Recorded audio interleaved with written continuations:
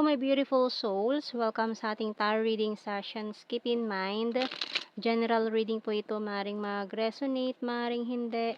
Kunin nyo na lang po kung para sa inyo and leave the rest. Maaaring mag-shift na energies or magkabaliktadang sitwasyon. Kaya kayo na pong bahala kung saan kayo nakalugar sa reading natin. So, let's see.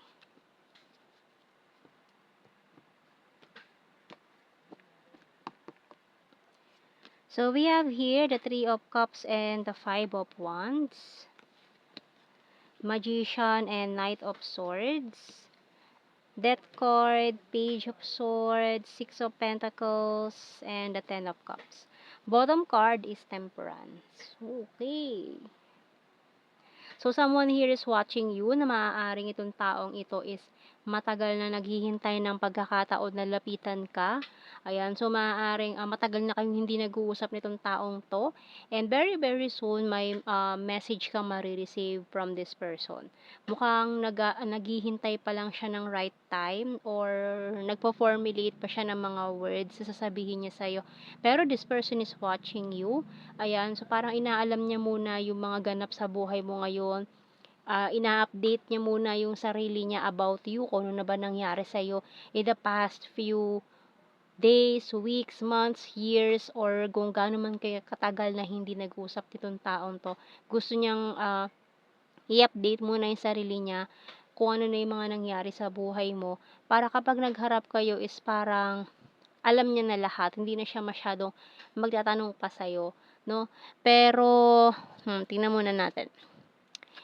Anong message ng Archangels natin sa reading na to?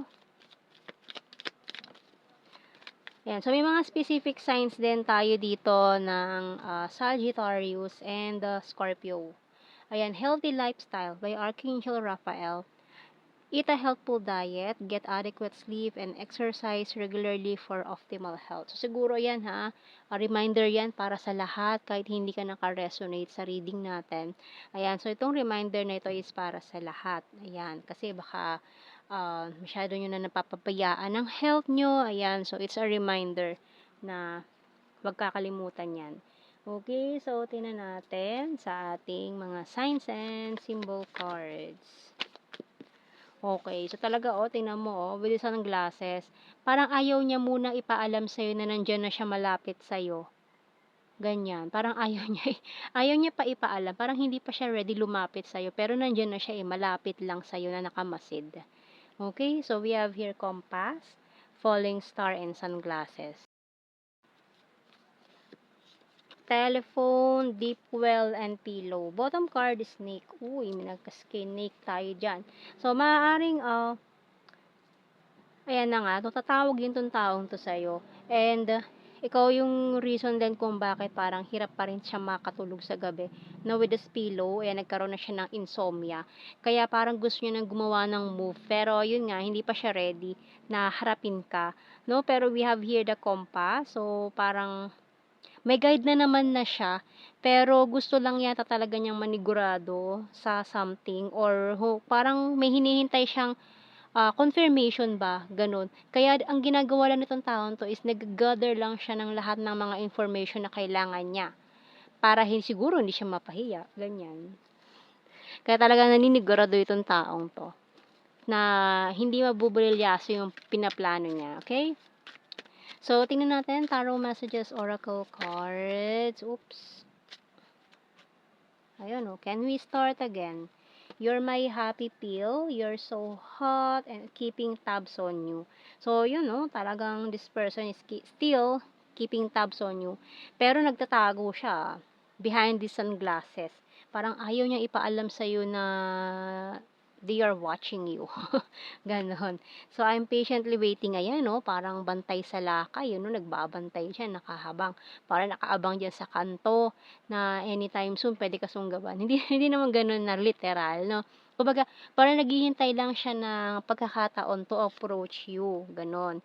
I'm so in love with you. I'm isolating myself to reflect. So, matagal din siya nagtago, nag-isolate para isa ka tuparan. Ayan, itong mga plano niya.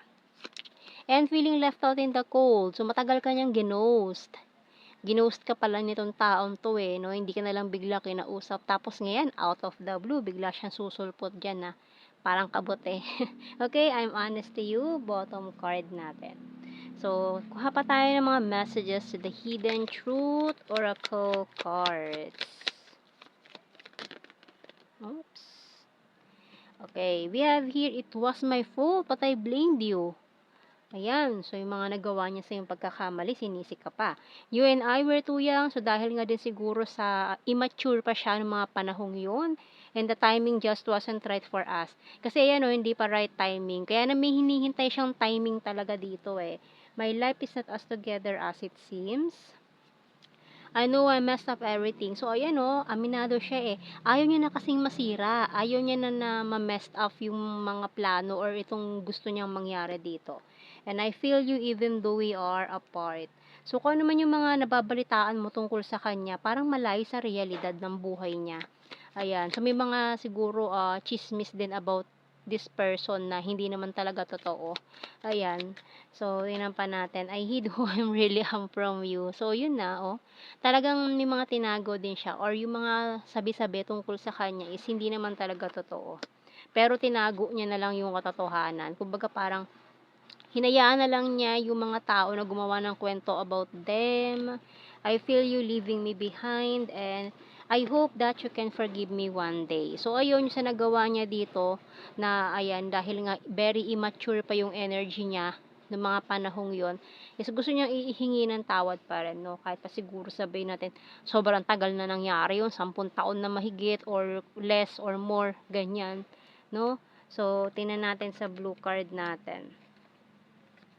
Addictions. So, maaari may mga naging problems nga siya yan sa ganyan or pwedeng this person is naging obsessed sa'yo before. We have here true love. And past life lover. Okay. So, kuha tayo ng initials. Pwedeng initials to ng mga pangalan nyo or kung saan nyo man pwedeng i-connect sa inyong mga buhay-buhay. Ayan. Mga initials natin.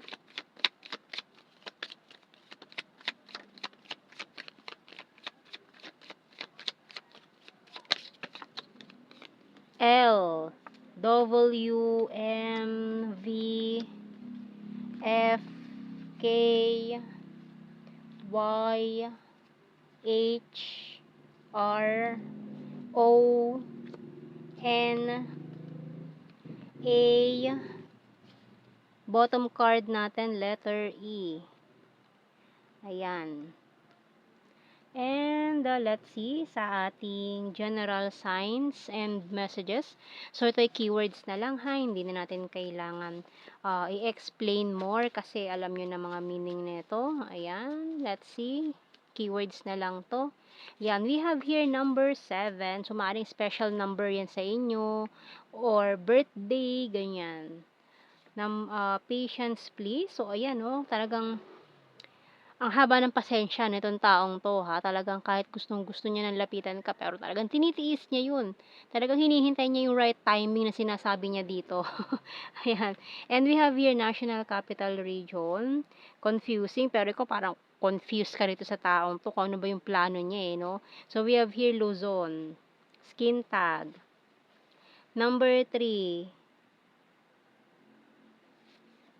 party animal. Rainy season, practical.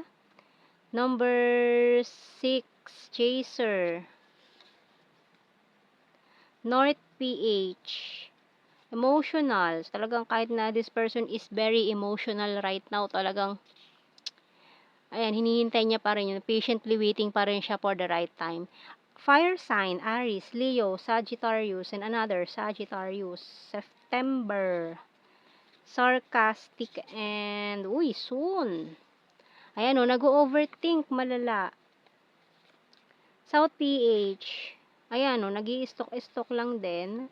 March. Private person. February. Trustworthy.